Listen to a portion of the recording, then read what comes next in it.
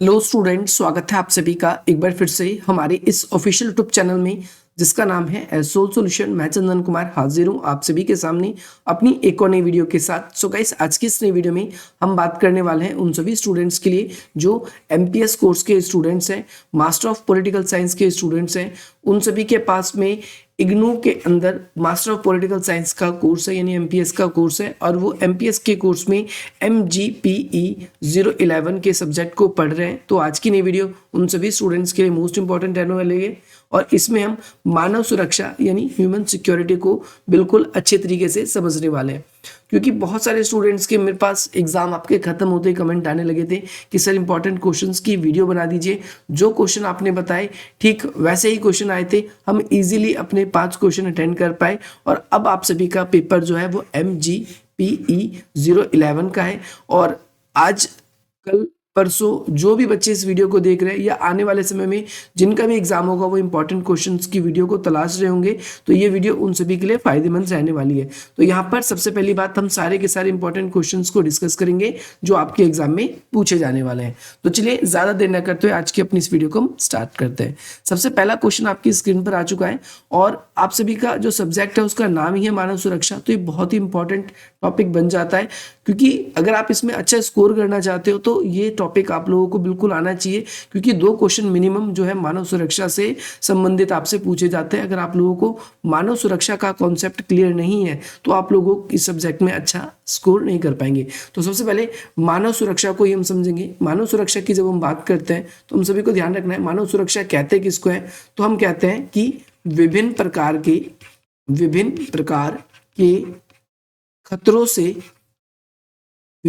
के खतरों से आजादी जो होती है हमारी, वो क्या कहलाती है? स्वतंत्रता कहलाती है।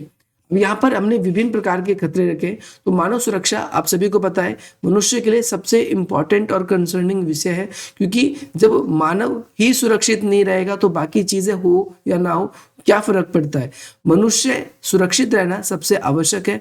और जब हम मनुष्य के खतरों से आज़ादी की बात करते हैं तो इसका मतलब आप समझ जाना कि हम मनुष्य की सुरक्षा की बात करते हैं। और इसमें खतरे जो हैं वो इंपॉर्टेंट है।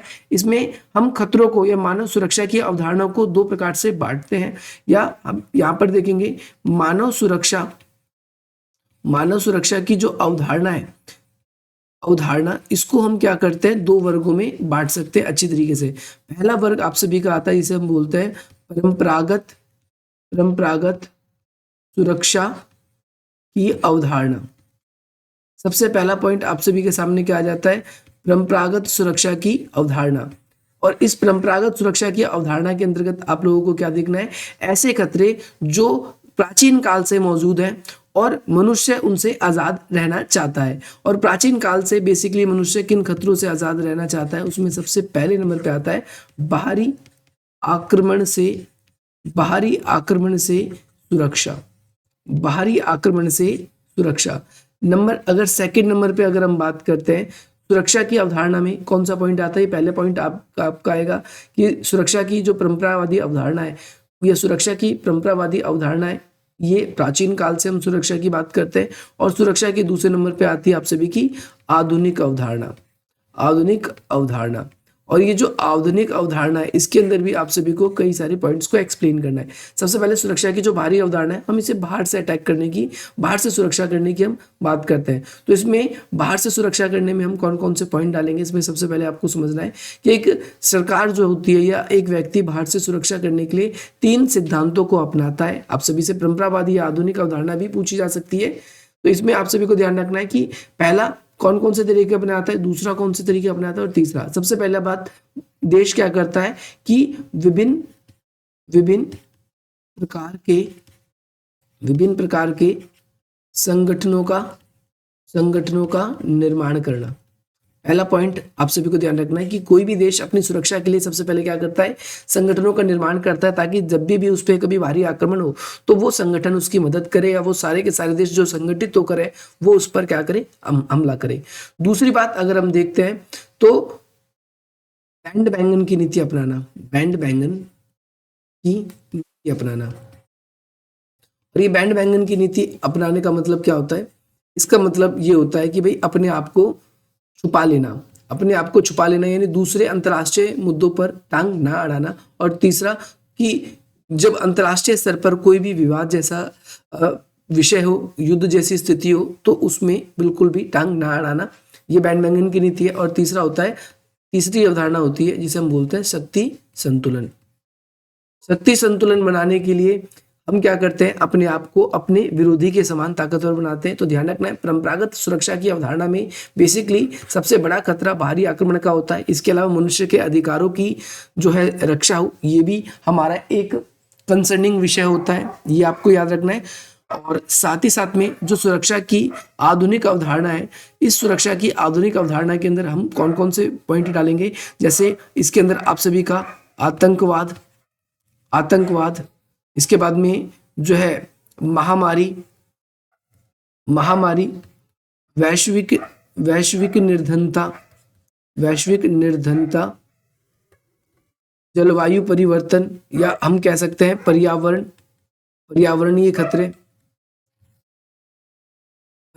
खतरे। ऐसे बहुत सारे खतरे हमारे इसके अंदर आ सकते हैं। और इन खतरों से सुरक्षा के लिए कोई एक ऐसा देश नहीं है जो अकेला इस समस्याओं से, आधुनिक खतरों की समस्याओं से जूझ रहा हो, बल्कि विश्व में बहुत सारे देश ऐसे हैं जो आधुनिक समय की खतरों से जूझ रहे हैं। तो अगर आपसे कोई पूछता है मानव सुरक्षा किसे कहते हैं, आई होप आपको अब समझ में आ गया होगा। और मानव सुरक्षा के दो दृष्टिकोण आप सभी को, एक परंपरागत अवधारणा और एक इसकी आधुनिक अवधारणा, ये भी आपको क्लियर हो गया होगा। नेक्स्ट क्वेश्चन मानव सुरक्षा से संबंधित ही है। सबसे पहले आपको मानव सुरक्षा से आप क्या समझते हैं, यानी जो भी आपने समझा है पहले उसको आप एक्सप्लेन कीजिए। दूसरी चीज, इसकी व्यापकता और इसके महत्व को बताइए। तो भाई इसका व्यापकता इसीलिए इंपॉर्टेंट है क्योंकि मनुष्य की जब सुरक्षा जरूरी नहीं होगी तो मनुष्य के लिए कुछ जरूरी नहीं होगा। मनुष्य अगर सुरक्षित है तो सब कुछ उसके लिए हितैषकारी है, सब कुछ उसके लिए ठीक है। जब मनुष्य ही सुरक्षित नहीं रहेगा तो सब चीज़ें चाहे कैसी भी रहे मनुष्य के लिए कोई फायदा नहीं। तो मानव की सुरक्षा मनुष्य के लिए व्यापकता इसीलिए है, चाहे उसका विकास हो या ना हो इससे कोई फर्क नहीं पड़ता। मनुष्य जो है वो शिक्षित हो या ना हो इससे कोई फर्क नहीं पड़ता।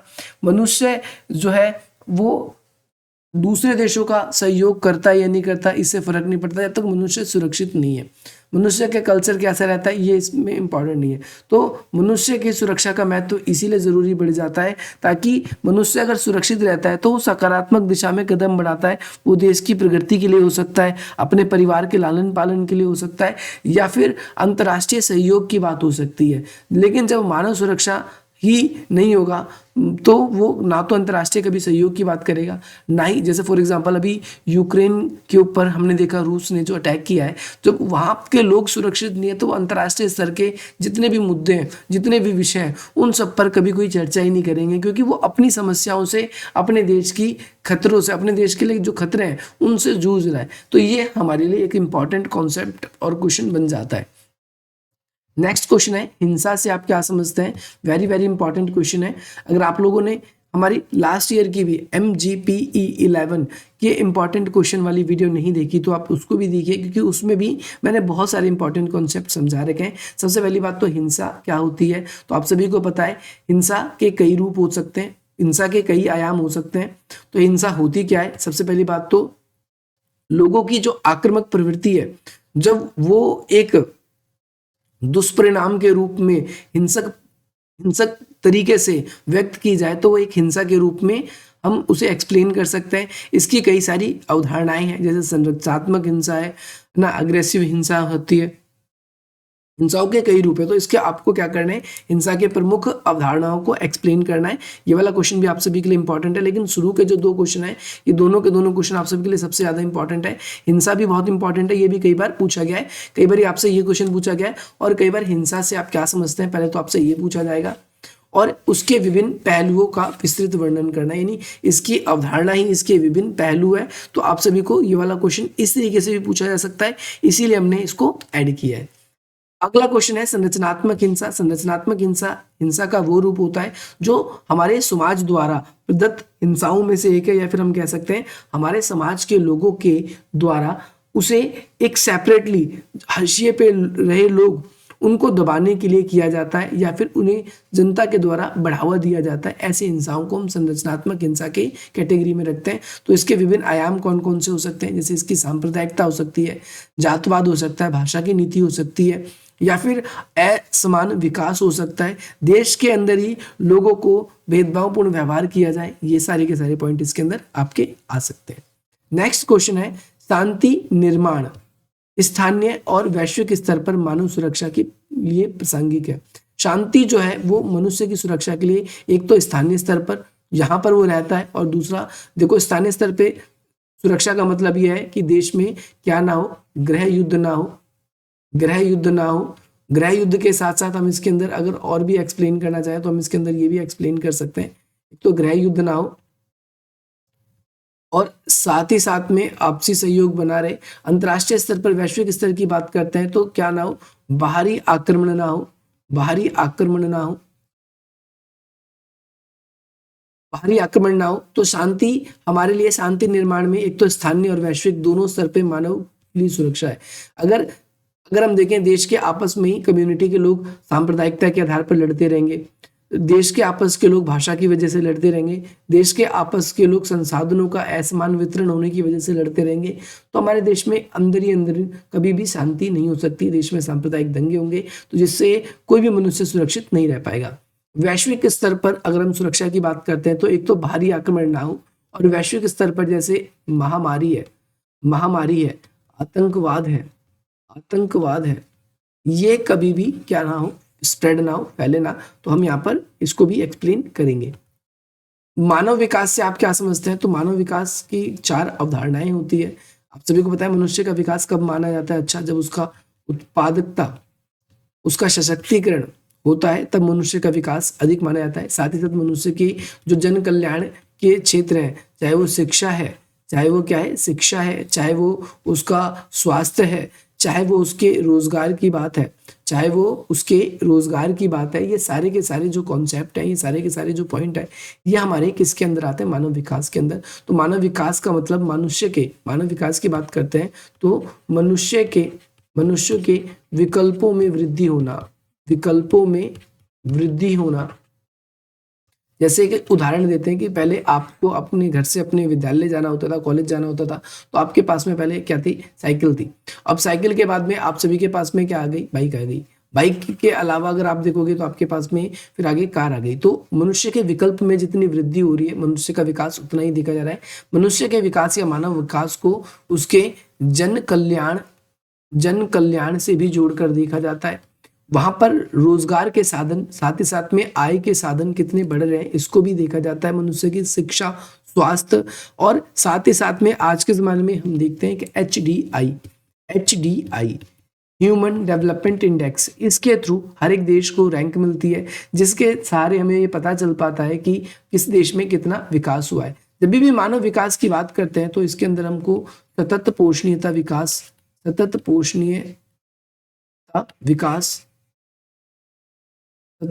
के विकास की भी बात करनी चाहिए। सतत पोषणीय के विकास का मतलब यहाँ पर यह है कि हमें अपने संसाधनों का इस प्रकार से उपयोग करना चाहिए ताकि हमारी जो आने वाली पीढ़ी है वो भी उस संसाधनों का उपयोग कर सके। तो ये क्वेश्चन भी आप सभी के लिए बहुत इंपॉर्टेंट है, ये क्वेश्चन भी आप सभी को करके जाना है। नेक्स्ट क्वेश्चन आप सभी की स्क्रीन पर ये है कि भाई शहरों में असंगठित श्रम होते हैं, जो मजदूर होते हैं, श्रमिक जो मजदूर होते हैं, उनकी मुख्य विशेषता बताइए। पहली बात तो इन्हें वर्ष भर काम नहीं मिलता। वर्ष भर काम मिलना एक अलग बात है। दूसरी बात, इनका कोई स्थायित्व नहीं होता। स्थायित्व ना होने का मतलब आज जिनको कार्य मिल रहा है कल मिलेगा या नहीं मिलेगा, कुछ कहना असंभव है। दूसरी बात क्या होता है कि भाई मजदूरों के बीच में अधिक कंपटीशन होने की वजह से, बेरोजगारी अधिक होने की वजह से क्या है कि बहुत सारे ऐसे भी श्रमिक होते हैं जो कम पैसे में अधिक काम करने को तैयार होते हैं, और जिसकी वजह से उनका शोषण भी किया जाता है। तो आपको ये वाला कॉन्सेप्ट भी याद रखना है। इसके साथ साथ 1 सेकेंड का वेट करेंगे।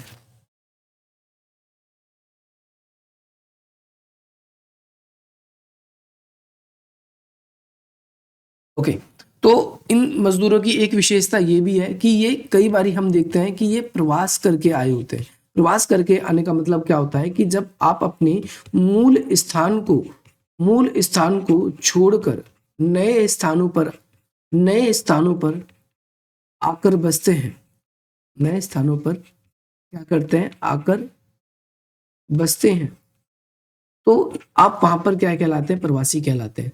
तो इनकी एक विशेषता ये है, और साथ ही साथ में इनके जो बच्चे होते हैं, वो बच्चे हों, परिवार हों, उनमें कई बारी संसाधनों का अभाव होने की वजह से जो है सरकारी विद्यालयों में, सरकारी अस्पतालों में, या फिर अभावग्रस्त जीवन ये जी रहे होते हैं। तो यहाँ पर ये सारे के सारे कॉन्सेप्ट हमको इसके अंदर याद रखने हैं। अगला ये मोस्ट इंपॉर्टेंट क्वेश्चन है। मैं आप सभी के सामने एक क्वेश्चन कुछ बता दूं कि जो क्वेश्चन आपको पक्का करके जाने। देखो, 2 क्वेश्चन मानव सुरक्षा से संबंधित आपको पक्का करके जाना है, 2 क्वेश्चन हिंसा से रिलेटेड, शांति और हिंसा के बारे में, इसके बाद में आपको आतंकवाद से रिलेटेड 100%, या तो आतंकवाद या फिर हिंसा, या दोनों ही, किस्मत अच्छी रही तो दोनों ही। आतंकवाद क्या है, आतंकवाद को लेकर मैंने वीडियो बना रखी है, आपको पक्का देखना है। आप डायरेक्टली लिखेंगे आतंकवाद क्या है, तो मैंने बता रखा है आतंकवाद जिसे इंग्लिश में टेररिज्म कहते हैं, और ये बेसिकली ये एक लैटिन भाषा के टेरर शब्द से बना है, जिसका मतलब होता है थरथराना या कांपना। जब कुछ ऐसे समूह अपने आप को क्या करते हैं, जनता के ऊपर अपने विचारों को थोपने की कोशिश करते हैं, और उन विचारों को थोपने के लिए वो हिंसात्मक तरीकों का भी उपयोग करते हैं, जिसकी वजह से जनता जो होती है थरथराने लगती है, कांपने लगती है, और इसे ही हम क्या बोलते हैं, आतंकवाद कह देते हैं। तो आतंकवाद के उदय होने के क्या कारण है, तो आतंकवाद के उदय होने के कारण मैंने आप लोगों को एक्सप्लेन करा रखे हैं। आप कोशिश करिए, ज़्यादा नहीं, 10 मिनट की ये वीडियो होगी, आप उसे 2x की स्पीड पे, 1.5x की स्पीड पे देखिए, आप लोगों को वो फायदा देगा। सेम क्वेश्चन आप सभी के लिए ये है, आतंकवाद क्या है, देखो, और इसके साथ साथ आतंकवाद के विभिन्न रूपों की चर्चा कीजिए। तो आतंकवाद के कई रूप हैं। जैसे आतंकवाद को अगर हम देखें तो एक धार्मिक आतंकवाद है, एक कट्टरतावाद है,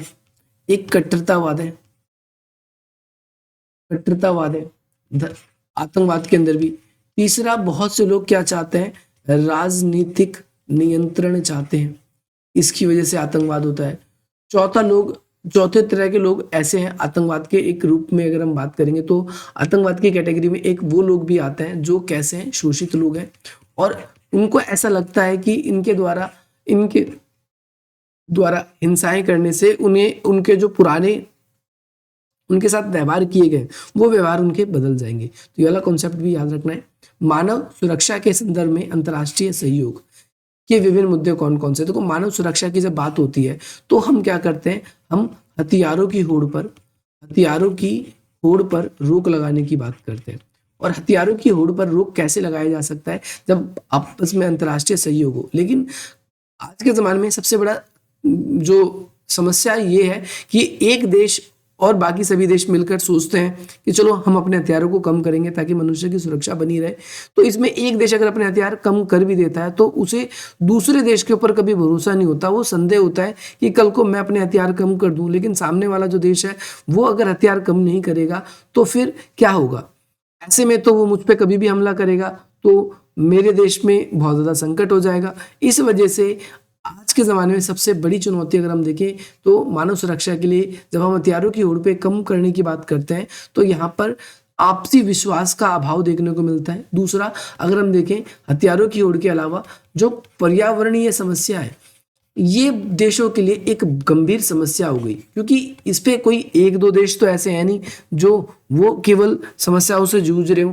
पर्यावरण पूरे विश्व के लिए हानिकारक एक विषय बनता जा रहा है, क्योंकि पर्यावरण पर अगर सही समय पर ध्यान नहीं दिया गया तो विश्व में आने वाले समय में मनुष्य को और भी अनेक प्रकार की समस्याएं उत्पन्न होगी। लेकिन यहाँ पर हर एक देश का कहना है कि हम अपने विकास के साथ समझौता नहीं कर सकते, हमारा देश ऐसे में पिछड़ जाएगा, और जिसकी वजह से पर्यावरण जो है वो एक गंभीर समस्या बन चुकी है। आतंकवाद है आज के ज़माने में, तो आतंकवाद ये भी एक गंभीर समस्या है, क्योंकि बहुत सारे देश विश्व में ऐसे हैं जो आतंकवाद को बढ़ावा देते हैं या फिर उनके यहाँ पर आतंकवाद को श्रेणी दिया गया है, लेकिन अंतर्राष्ट्रीय स्तर पर ऐसे देशों के साथ में कोई भी व्यवहार पूर्ण तरीका हम देखते हैं नहीं देखने को मिलता। अगला देखो, मैंने ये आपको क्वेश्चन पहले ही करा दिया है, उपयुक्त उदाहरणों के साथ में आपको बताना है सुरक्षा की, पारंपरिक सुरक्षा की और मानव सुरक्षा की। या मानव सुरक्षा का मतलब किससे है, सुरक्षा की आधुनिक धारणा से। मैंने ये वाला कॉन्सेप्ट जो है आप लोगों को स्टार्टिंग में ही बता दिया है, सुरक्षा की आधुनिक धारणा। इसके अंदर आप चाहो तो CWC और आप BWC के बारे में भी बात कर सकते हो। अब आपके मन में आएगा CWC क्या है, केमिकल वेपन कन्वेंशन और बायोलॉजिकल वेपन कन्वेंशन। आप सभी जानते हैं कि आपने देखा जो कोरोना वायरस था उसको बायोलॉजिकल वेपन की संज्ञा दी गई। आपको कहा गया था कि शायद वो बायोलॉजिकल वेपन था, जिसकी वजह से विश्व भर में बहुत सारे लोगों की जानें गई और पूरे विश्व की देश की अर्थव्यवस्था को नुकसान पहुंचा। और ऐसे समय में चाइना ने बहुत सारी तैयारी पहले से ही कर रखी थी, ऐसा कहा जाता था। तो ये बायोलॉजिकल वेपन या जो केमिकल वेपन है, जब ये किसी देश के ऊपर छोड़े जाते हैं तो देश पूरी तरीके से क्या हो जाता है, बर्बाद हो जाता है। तो उपयुक्त उदाहरणों के साथ हम कह सकते हैं मानव सुरक्षा के अंदर ये भी एक गंभीर समस्या के रूप में है। अगला क्वेश्चन है ग्लोबल वार्मिंग। ग्लोबल वार्मिंग का मतलब क्या होता है? ये ग्लोबल वार्मिंग ऐसे भी लिखा आ सकता है आपके पेपर में, वैश्विक ताप या भूमंडलीय ताप। तो आपसे पेपर में वैश्विक ताप लिखा आएगा, भूमंडलीय ताप लिखा आ जाएगा या फिर ग्लोबल वार्मिंग लिखा आ जाएगा। और विकास पर परस्पर क्या संबंध है? आप सभी को पता है विश्व का तापमान बढ़ रहा है, जिसे हम ग्लोबल वार्मिंग के रूप से जानते हैं। हर साल हम देख रहे हैं कि गर्मी बढ़ रही है और गर्मी बढ़ने की वजह से बहुत तरह की समस्याएं हो रही है। जैसे ग्लेशियर जो है, हमारा जो स्टोर वाटर है वो पिघल रहा है और स्टोर वाटर पिघल के नदियों का रूप ले रहा है। और उन नदियों के अंदर हम देख रहे हैं जो हमारा स्वच्छ जल, जो भविष्य में कभी हम पीने के योग्य यूज कर सकते थे, वो समुद्र में जाकर खारा होता जा रहा है, जिसका उपयोग हम नहीं कर पाएंगे। समुद्र में जल लगातार जा रहा है, जिसकी वजह से ग्लोबल वार्मिंग की वजह से जो समुद्री जल स्तर है वो बढ़ता जा रहा है। जो निकटवर्ती तटवर्ती द्वीपीय देश है वो उनके किस चीज की संभावना बढ़ रही है? उनके डूबने की संभावना बढ़ रही है। साथ ही साथ हम ये भी देख रहे हैं कि ग्लोबल वार्मिंग लगातार होने से जो हमारी ओजोन परत है, जो हमारी ओजोन परत है, ओजोन परत में क्या हो रहे हैं? इसमें भी छिद्र हो रहे हैं। इससे पहले मैंने आप लोगों को क्या पॉइंट बताया? इससे पहले मैंने बताया जो हमारे ग्लेशियर्स हैं, ग्लेशियर के पिघलने की क्या होने लगी है? पिघलने की समस्या होने लगी है। तो ये सारी की सारी समस्याएं हमको देखने को मिल रही है।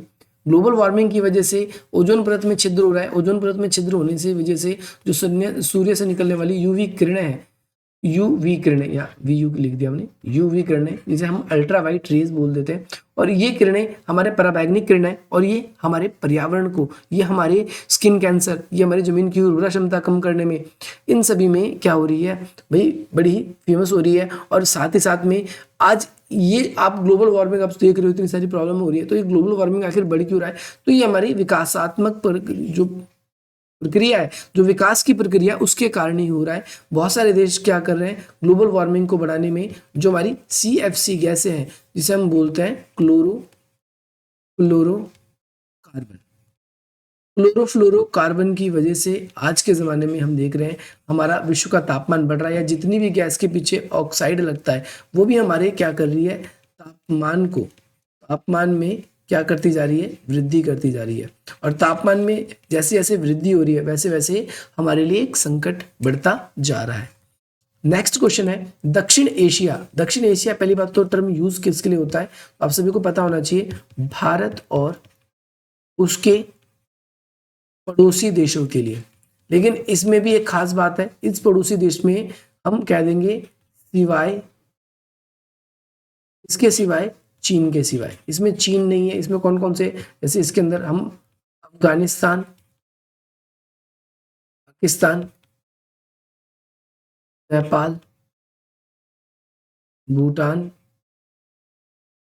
म्यांमार, बांग्लादेश, श्रीलंका, मालदीव, सभी के सभी देश जो है हम सभी के आते हैं। और ये मानव सुरक्षा के एक चिंताओं का मामला इसीलिए बन जाता है। हमने दक्षिण एशिया, आप सभी को पता है दक्षिण एशिया में एक संगठन बना रखा है, इसे बोलते हैं SAARC, South Asian Association for Regional Cooperation. इसकी स्थापना ढाका में, कहाँ पर? ढाका में 1985 में की गई।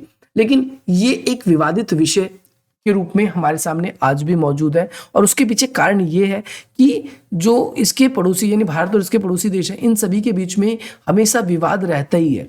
और विवाद रहने की वजह से कभी भी इनका आपसी जो सहयोग है वो हो ही नहीं पाता। इनके पड़ोसी देश आपस में आतंकवाद के मुद्दे पर, सीमा विवाद के ऊपर और साथ ही साथ में एक दूसरे के ऊपर आरोप प्रति आरोप लगाने के ऊपर तुले रहता है, जिसकी वजह से कभी भी यहाँ पर शांति नहीं हो पाती और मानव सुरक्षा को हमेशा यहाँ पर थ्रेट रहता है। नेक्स्ट क्वेश्चन है, सशक्तिकरण से आप क्या समझते हैं? तो सशक्तिकरण का मतलब क्या होता है? इसका मतलब होता है अपने आत्मनिर्णय लेने की क्षमता। एक तो आप बोलोगे स्वयं प्रभुत्ता होती है, आत्मनिर्णय सोवरेनिटी को कहते हैं, लेकिन सशक्तिकरण में हम देखते हैं कि अपने आत्मनिर्णय लेने के लिए आप कितने सक्षम हो रहे हो, आप कितने सशक्त हो रहे हो, ये सशक्तिकरण है। और आज के जमाने में आप हर्षीय या शोषित वर्ग में, अब देखो कई तरीके से क्वेश्चन बनता है ये, कई बार आपसे महिलाओं के बारे में पूछ लेगा, कई बार ये बच्चों के बारे में पूछ लेता है, कई बार ये आदिवासी के बारे में पूछ लेता है और कई बार ये अल्पसंख्यकों के बारे में भी पूछ लेता है। तो आप सभी को ध्यान रखना है कि ये अपने निर्णय लेने में काफी हद तक डिपेंडेबल किसके ऊपर रहते हैं? बहुसंख्यक के ऊपर, बच्चे अपने माता पिताओं के ऊपर, महिला अपने पुरुषों के ऊपर।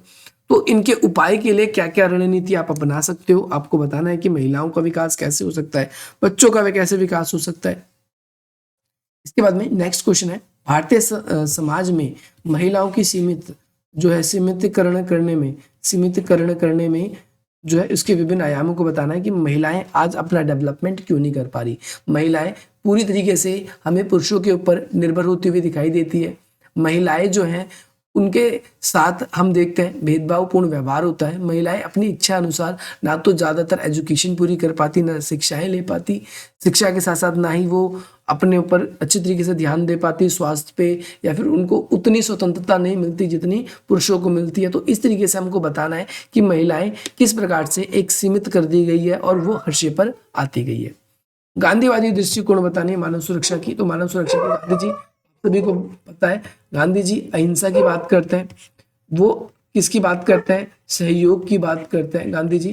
तो इसके अंदर हमको अहिंसा के बारे में बताना है कि गांधी जी किन किन विषयों पर बताते हैं। जैसे गांधी जी अंतर्राष्ट्रीय स्तर पर मानव सुरक्षा के लिए अहिंसा की बात करते हैं। उनका कहना है कि हर एक मनुष्य को अपने कर्तव्यों का बोध होना चाहिए। मनुष्य को क्या होना चाहिए? उसके कर्तव्यों का बोध होना चाहिए, अपने कर्तव्यों के बारे में पता होना चाहिए। जब मनुष्य को अपने कर्तव्यों के बारे में पता होगा तो मनुष्य कभी क्या नहीं करेगा? हिंसा नहीं करेगा, मनुष्य सुरक्षित रहेगा। अंतर्राष्ट्रीय स्तर पर हमें संधियां बनानी चाहिए। हमें अंतर्राष्ट्रीय स्तर पर ऐसी संस्थाओं का निर्माण करना चाहिए जो देशों के बीच में अगर कोई विवाद होता है तो उस विवाद को वो सुलझाया भी कर सके। तो समकालीन विश्व में इसकी कोई प्रासंगिकता है? तो मेरी नज़र से तो समकालीन विश्व में आजकल ऐसी प्रासंगिकता रह नहीं गई है। क्यों? क्योंकि अगर आप हिंसा नहीं करोगे, आपका पड़ोसी देश ऐसा है वो आप पे हमला करेगा। चीन जैसे पड़ोसी देश हो गए तो जरूर हमला करेंगे, पाकिस्तान जैसे पड़ोसी देश हो गए तो वो मौके की तलाश में होंगे और कभी भी वो हमला करेंगे। लेकिन दूसरी तरफ अगर हम देखें तो यूरोप के अंदर हमको एक मुद्दा काफ़ी दिखा कि जब यूक्रेन जो है वो नाटो में शामिल होने की बात कर रहा था तो रशिया ने क्या कर दिया? यूक्रेन के ऊपर अटैक कर दिया।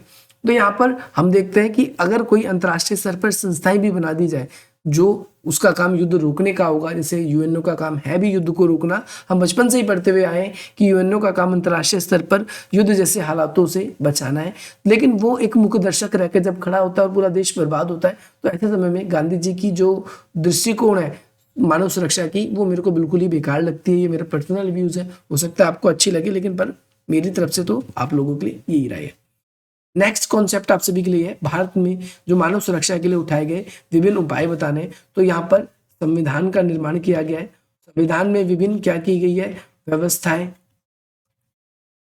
संविधान में बहुत सारे उपबंध किए गए, बहुत सारी व्यवस्थाएं की गई है ताकि मनुष्य के अधिकारों की क्या हो सके? सुरक्षा हो सके। इसके साथ साथ हम केवल संवैधानिक रूप से नहीं, दूसरी बात हमने संविधान में व्यवस्था के साथ साथ कानून को लागू करने के लिए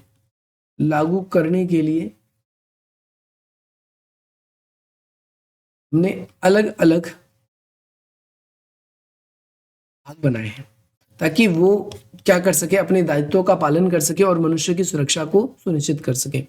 तीसरी बात, हमने बहुत सारे ऐसे न्यायिक अधिकार या फिर गैर सरकारी संस्थाएं भी बनाए। जब सरकार उन लोगों की सुरक्षा करने में असफल रहे तो ऐसे समय में वो खुद भी गैर सरकारी संस्थाओं की भूमिका से क्या कर सके? अपना न्याय प्राप्त कर सके। आज आप सभी को पता है बहुत सारी एनजीओज, महिला आयोग या फिर दलित आयोग ऐसे बने हुए हैं वर्तमान समय में भारत में। अगर बहुत से लोग अपने न्याय पाने में असमर्थ होते हैं तो वो आपको न्याय दिलाने की पूरी तरीके से कोशिश करते हैं। तो मनुष्य की सुरक्षा के लिए हमने ऐसी बहुत सारी संस्थाओं का भी निर्माण कर रखा है।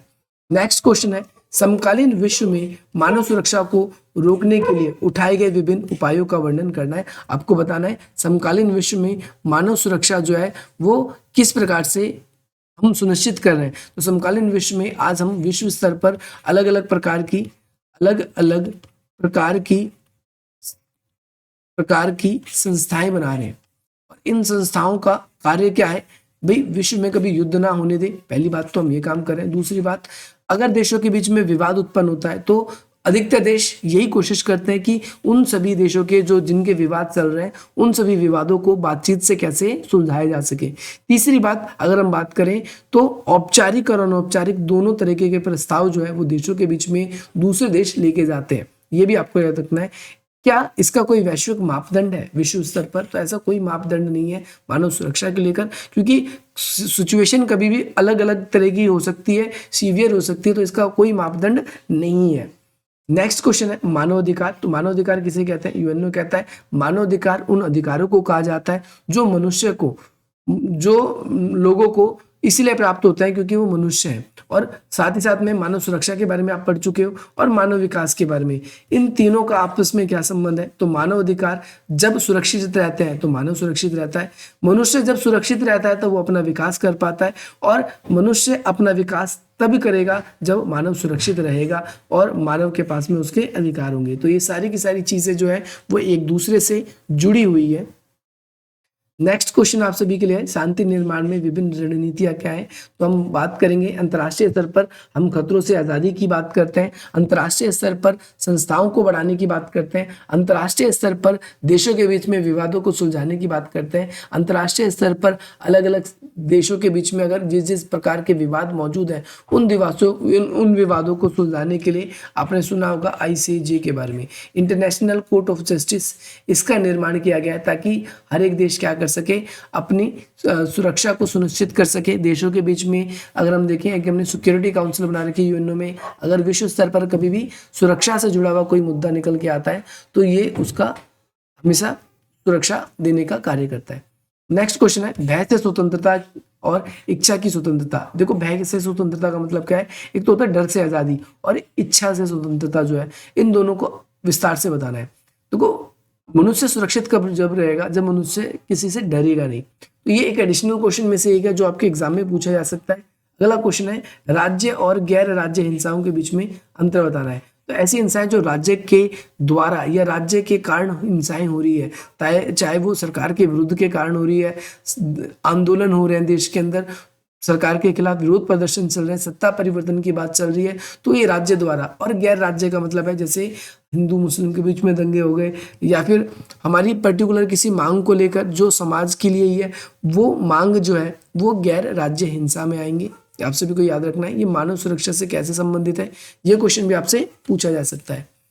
बहुत इंपॉर्टेंट क्वेश्चन है, मानव सुरक्षा पर्यावरण से कैसे जुड़ा है, पर्यावरण की सुरक्षा से कैसे जुड़ा है? तो इसमें ग्लोबल वार्मिंग, इसके अलावा जैव विविधता, जो मैंने आपको बताया था, जैव विविधता का मतलब होता है प्रजाति की डाइवर्सिटी। आप सभी को पता है एक हमारा होता है जिसे हम बोलते हैं पारिस्थितिक तंत्र, हम बोलते हैं पारिस्थितिक तंत्र, इकोसिस्टम। इकोसिस्टम तब तक बना रहता है जब तक हमारे वन जीवीय जंतु जहाँ पर रहते हैं वो सिस्टम बना रहता है। लेकिन जैसे जैसे विकास की वजह से अनेक प्रकार की गैसों का रिलीजमेंट हो रहा है, बहुत सारा प्रदूषण हो रहा है, जिसकी वजह से पेड़ों की कटाई हो रही है, बहुत सारे जीव जंतुओं की प्रजातियां लुप्त होती जा रही है, और इससे पारिस्थितिक तंत्र में अंतर होता रहा है। आपने बचपन में फूड चेन के बारे में पढ़ा होगा, फूड चेन का संतुलन बिगड़ता जा रहा है, तब से मनुष्य के अंदर बहुत सारी प्रॉब्लम भी निकलकर सामने आ रही है। नेक्स्ट क्वेश्चन आप सभी के लिए, खाद्य सुरक्षा मनुष्य के लिए अनिवार्य क्यों है? खाद्य सुरक्षा मनुष्य के लिए जरूरी क्यों है? ये वाला कॉन्सेप्ट आप सभी को याद रखना है। तो खाद्य सुरक्षा मनुष्य के लिए जरूरी है। अगर मनुष्य के लिए खाद्य सुरक्षा नहीं होगी, खाने पीने की सुरक्षा नहीं होगी, तो हम देखते हैं कि मनुष्य अपना विकास नहीं कर पाएगा। और साथ ही साथ भारत सरकार द्वारा खाद्य सुरक्षा के लिए क्या कदम उठाए? तो राशन फूड वगैरह का वितरण वाला जो क्वेश्चन है ये वो क्वेश्चन है। अगला ये क्वेश्चन दोबारा से आ चुका है, जो महिलाओं को जो भाई सीमांतकरण करने के लिए, यानी महिलाओं को हाशिए पे रखा जो जाता है, तो उसको क्यों रखा जाता है, मनुष्य की स्थिति क्यों खराब, महिलाओं की स्थिति जो है वो क्यों खराब है, ये वाला कॉन्सेप्ट आप सभी को पक्का करके जाना है, ये आपके एग्जाम में पूछा जाएगा। नेक्स्ट क्वेश्चन है, भारत में मानव सुरक्षा के लिए राज्य द्वारा उठाए गए कदम। तो ये क्वेश्चन पहले भी आया था, मैंने बताया था। जो शोषित बच्चे हैं, देखो ये क्वेश्चन महिलाओं पे भी पूछता है, बच्चों पे भी पूछता है, आदिवासियों पे भी पूछता है, उनको सशक्त करने के लिए क्या कदम उठाए जा सकते हैं, और साथ ही साथ में उनके साथ इस प्रकार का व्यवहार क्यों किया जाता है। तो ये सारे के सारे क्वेश्चन आप सभी को करके जाने। अगर आप लोगों को ये वीडियो पसंद आए तो आप हमारी वीडियो को लाइक कर सकते हैं, हमारे चैनल को सब्सक्राइब कर सकते हैं। अगर आप लोग हमारे साथ जुड़ना चाहते हैं तो आप हमारे साथ जुड़ सकते हैं।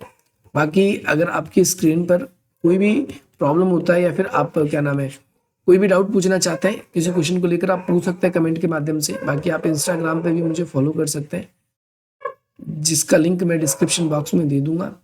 और साथ ही साथ में अगर आपका कोई भी डाउट है तो आप अपना डाउट भी हमसे पूछ सकते हैं। बाकी और फर्दर डिटेल्स के लिए आप हमें हमारे चैनल को सब्सक्राइब करें। बाकी मिलते हैं हम आप सभी से अपनी अगली वीडियो में।